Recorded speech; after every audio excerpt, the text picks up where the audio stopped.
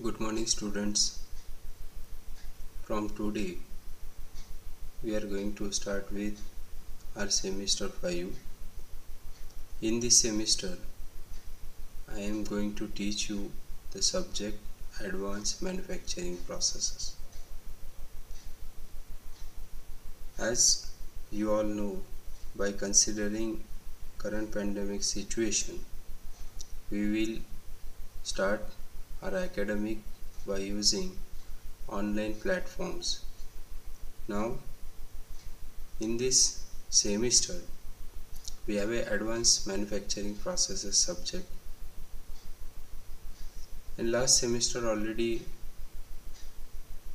we learn about the manufacturing processes, their application in the industry. Again, as our conventional manufacturing system has some drawbacks, so for that purpose we need to develop some newly modified manufacturing processes.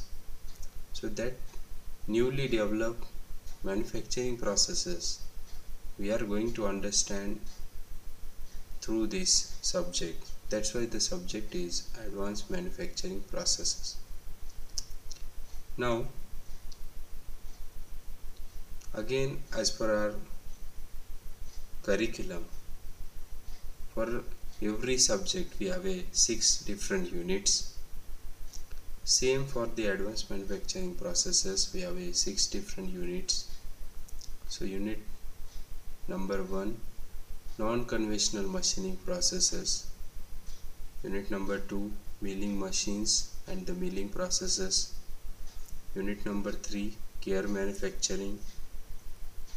Fourth unit is fundamentals of computer aided manufacturing. Fifth one is CNC part programming, and the last unit we are going to learn in this advanced manufacturing processes subject is automation and robotics. Course outcomes for advanced manufacturing processes subject are non-conventional machining processes student must understand. Student able to produce the component using milling machines. Student able to find out the relevant processes to produce a gears.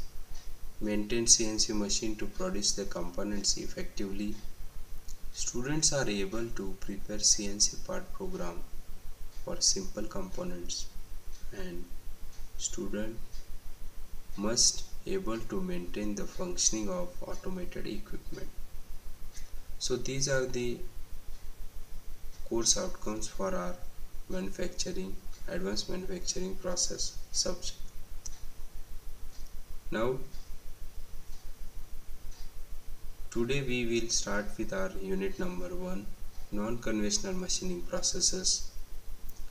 So content for this non-conventional machining processes are fundamentals of non-conventional methods, working principle, setup, process parameters of non-conventional machining processes we are going to learn.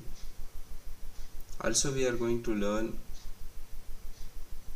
types of non-conventional methods, their advantages, limitations and the application of each traditional or non-conventional machining processes. Now before start we must know about the traditional and the conventional machining processes. Already in last semester in our manufacturing process subject we learn about the traditional or the conventional machining processes.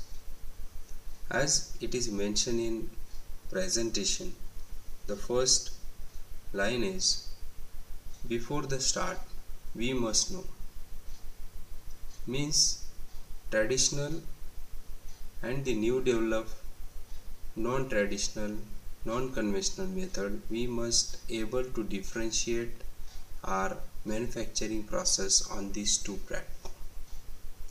Now turning, drilling and the milling machine operations are an example of traditional machining processes.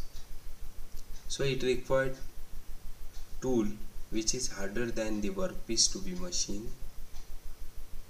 The tool used should be penetrated into the workpiece to change them to the final finished product. Relative motion between the tool and the workpiece is required. Material removal takes place due to the application of cutting forces. Energy used is completely the mechanical energy. Mechanical power is used to remove the material. And the last parameter is macroscopic chips formation takes place. This is all about the our traditional or the conventional machining process. That means what? When we summarize our traditional or the conventional machining processes, we have to use a tool, and that tool has a hardness higher than your workpiece. There must be a relative motion between tool and the workpiece, and the material removal takes place is because of the application of the cutting forces. Purely mechanical energy we are using. That's why that processes are under the category of traditional or conventional machining processes. Now, advanced machining processes are developed. The reason is that our traditional machining processes had some limitations. So, slide is giving itself details of the limitations. In these limitations, first, harder material cannot be machined. So it is again a limitation of traditional machining process. Tool must be harder than the material to be cut. That means tool material having higher hardness than the workpiece. Higher tool forces are required to cut a harder material. As the material hardness increase, your tool force used to cut that material is on the higher side. Very small holes cannot be produced, and difficult to introduce complex shapes in harder material. Again, it has limitations like sometimes workpiece is difficult to clamp on the machine, and that time our traditional machining processes are fail. We are not able to manufacture the component as per our requirement. Now, from this slide, we will start with introduction to non-traditional machining processes. Definition of non-traditional machining processes is: it is a group of processes that removes the excess material from the workpiece by various techniques using either mechanical, thermal, electrical or chemical or combination of these energies without the use of any sharp edges cutting tools. As in last slide we discussed about the traditional machining processes. Now in case of traditional machining processes, we are using tool, we are using most of the time mechanical energy, we are using the cutting forces to cut the material, to remove the material. So mechanical energy is most of the time we are using. So that all processes are under the category of our conventional machining processes. Now when we think about the non-traditional, newly developed machining processes, so these are the processes as it is mentioned in our definition. It is a group of processes that removes the excess material from the workpiece by various techniques using either mechanical, thermal, electrical or chemical or the combination of energies. That means what? Not only the mechanical energy is used to remove the material, is not only the mechanical energy is used to cut the material, Along with that energy, sometimes thermal, electrical, chemical, or the combination of these energies is used to produce a final finished product. So without use of any sharp edge cutting tools, we can do the manufacturing. So that is the major advantages of non-traditional machining processes.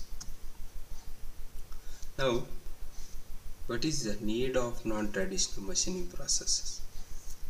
So it has a very high hardness and strength of the material. The workpiece is too flexible to support the cutting or the grinding forces. The shape of the part is complex, such as internal and the external profiles or small diameter holes. Surface finish all the tolerance better than those obtainable by conventional processes. Temperature rise or the residual cell stress in the workpiece are undesirable. Now, step by step, we are going to discuss each and every point. So, very high hardness and the strength of the material. So, we need non-traditional machining processes because very high hardness and the strength of the material, we are not able to cut that material by our conventional machining processes. So for that purpose, we need our non-traditional machining processes. The workpiece is too flexible to support the cutting or the grinding forces.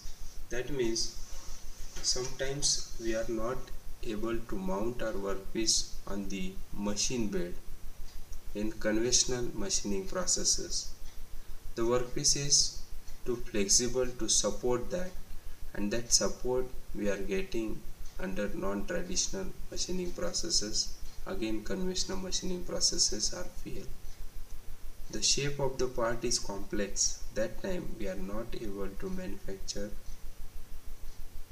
the product using our conventional machining processes.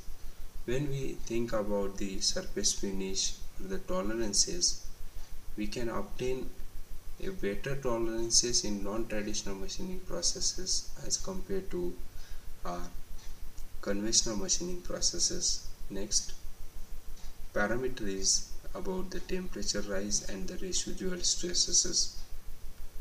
As in conventional machining processes, we are using most of the time mechanical energy as compared to the other energies available. So that's why in our conventional machining processes, more stresses are produced, temperature rise is too high. So that problem can be avoided by going non-traditional machining process. So different non-traditional machining processes we have, and we are going to discuss in this unit. So first one is AJM, abrasive jet machining, WJM, water jet machining, EDM, electric discharge machining, WEDM, wire electric discharge machining, electrochemical machining, PAM, plasma arc machining, LBM is nothing but laser beam machining, EBM, electron beam machining, and USM, ultrasonic machining. So these are the different non-traditional machining processes. Now in this lecture we are going to study the abrasive jet machining. This is our first non-traditional machining process. Before going to the non-conventional non-traditional machining processes, we are going to understand what actually the difference between our conventional and the non-conventional machining processes. Now in this case, direct contact to tool and the workpiece is possible in case of our conventional machining processes. When we think about the non-conventional machining processes, tools are non-conventional techniques like laser beam, electric arc, etc. Cutting tool is always harder than the workpiece. In case of our conventional machining processes, tool may not be harder and it may not be physically present in non-conventional machining process. Tool life is less due to the high wear. As we discussed in last slide, mechanical energy is mostly used, so that's why there will be a more chances of wear out the workpiece as well as tool material. So tool life is less due to the high wear, tool life is more. Generally macroscopic chip formation and the material removal occurs with or without chip formation in case of non-conventional, and the macroscopic type of chip formation in case of our conventional machining process. Now next, material removal takes place due to application of cutting process. In case of non-conventional machining processes, it uses different energy like electrical, thermochemical, etc. to produce a machine. Suitable conventional machining process is suitable for all material, and non-conventional machining process is not suitable for all material. So this point we must concentrate. Conventional machining processes are suitable for all material, and the non-conventional machining process has some limitation. It is not suitable for all material. So in case of conventional machining process, it cannot be used to make a prototype parts very effectively, while in case of non-conventional machining processes, it can be used to produce a prototype parts very effectively. Now we are going to learn about the first non-conventional machining process, abrasive jet machining. It is also called as AJM. Now in slide introduction principle, then we are going to study the construction, working principle, advantages, disadvantages, and the application of abrasive jet machining. Now abrasive jet machining is a mechanical method of material removal. Sharp edge abrasives are allowed to strike on a workpiece surface with high speed. It is effective machine hard and brittle material like glass, silicon, tungsten, and the ceramics. On this material, it works effectively. This process is not suitable for soft material. This is an limitation for our abrasive jet machining process. Now the working principle of abrasive jet machining. As the name suggests, abrasive, jet, and the machining. Machining is nothing but the removal of the material. Jet means the extra mass come out of the nozzle. That material is considered as a jet, and the abrasive is nothing but the sharp edge harder particle are used for the machining operation. They are called as abrasive. So abrasive, jet, and the machining.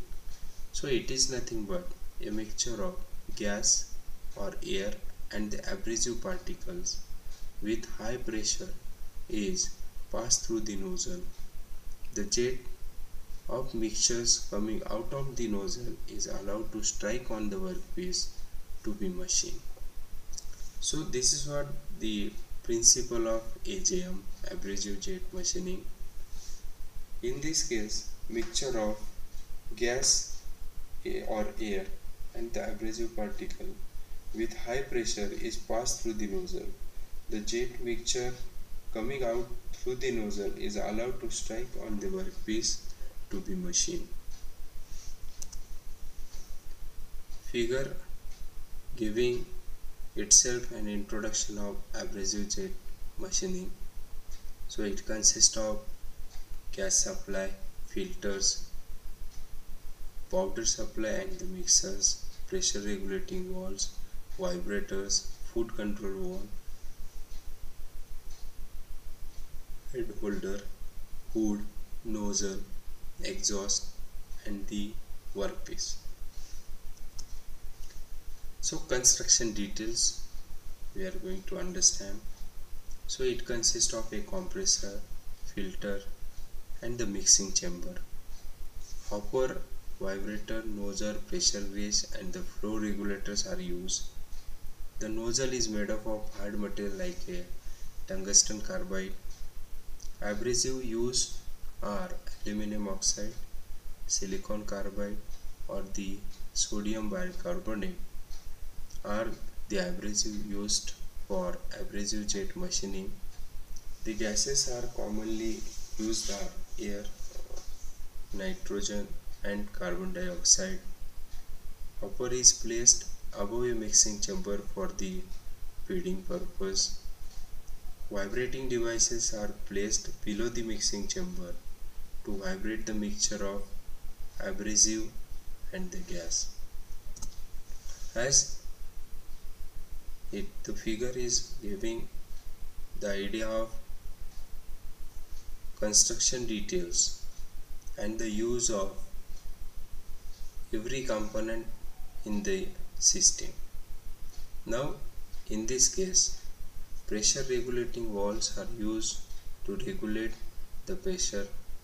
Powder supply and the mixtures are used for the mixing purpose. Gas supply is also there. Food control valve, hand holders, nozzles are there.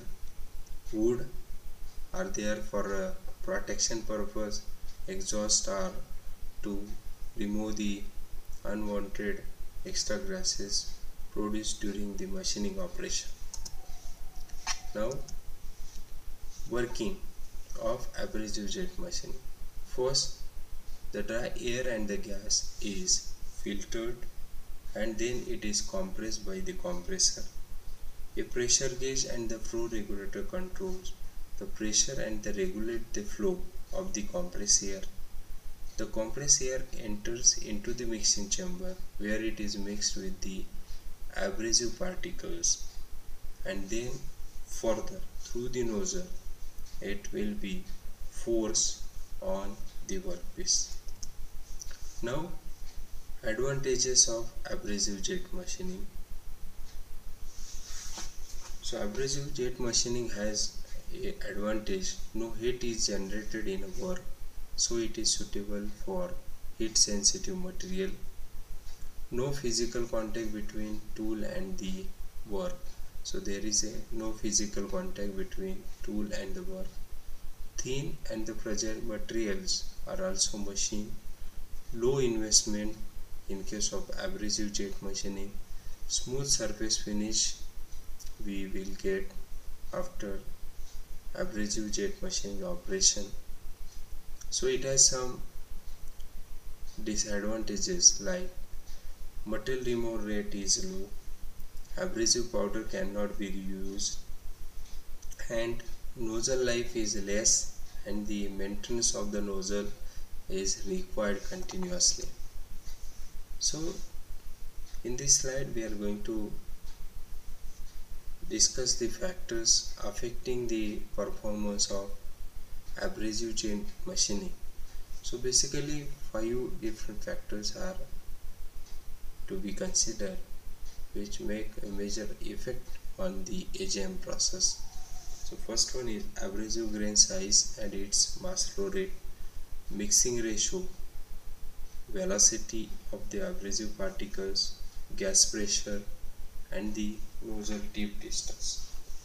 So application of abrasive jet machinings are machining brittle and the heat sensitive materials like glass, quartz and the ceramics, drilling holes and the cutting slots, cleaning hard surfaces and the polishing purpose, machining of semiconductors. So we can use abrasive jet machining process. So this is all about the abrasive jet machining process.